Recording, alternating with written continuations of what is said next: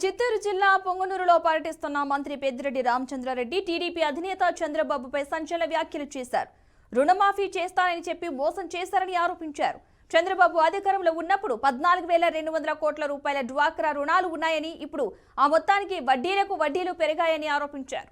చంద్రబాబు ఇచ్చిన హామీలు అమలు కావాలంటే ఏడాదికి 2 లక్షల కోట్ల రూపాయలు కావాలని, అసలు ఇది సాధ్యమేనా అని ప్రజలు ఆలోచన చేయాలన్నారు. ముఖ్యమంత్రి జగన్మోహన్ రెడ్డి పేదరికాన్ని కొలమానంగా తీసుకుని పథకాలు అందిస్తున్నారని అన్నారు. మా పిల్లలకంతా కూడా ఇంటికి ఒక ఉద్యోగం ఇస్తా అన్నాడు. అదేవిధంగా మా భర్తలకంతా కూడా వ్యవసాయం చేసుకునే రుణాలన్నీ కూడా, రైతు రుణాలన్నీ కూడా మాఫీ చేస్తా అన్నాడు అని చెప్పి మీరందరూ కూడా ఆలోచన చేసి ఆ రోజు రాష్ట్ర వ్యాప్తంగా మహిళలందరూ కూడా చంద్రబాబుకు మద్దతు ఇచ్చి ఆయన అధికారంలోకి తీసుకురావడం జరిగింది. తీరా వచ్చిన తర్వాత ఆ రోజైతే కేవలం 14,202 కోట్లు ఉన్నాయి.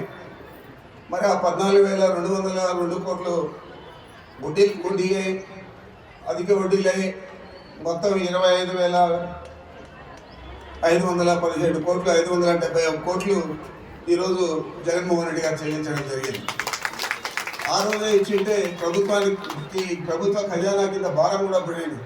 చంద్రబాబు నాయుడు గారు ఎన్నికల ముందు చెప్పాడు, దాదాపు ఆ రోజు ఆయన ఏం చెప్పాడు, 600 హామీలు ఇచ్చాడు, 100 పేజీల మేనిఫెస్టో.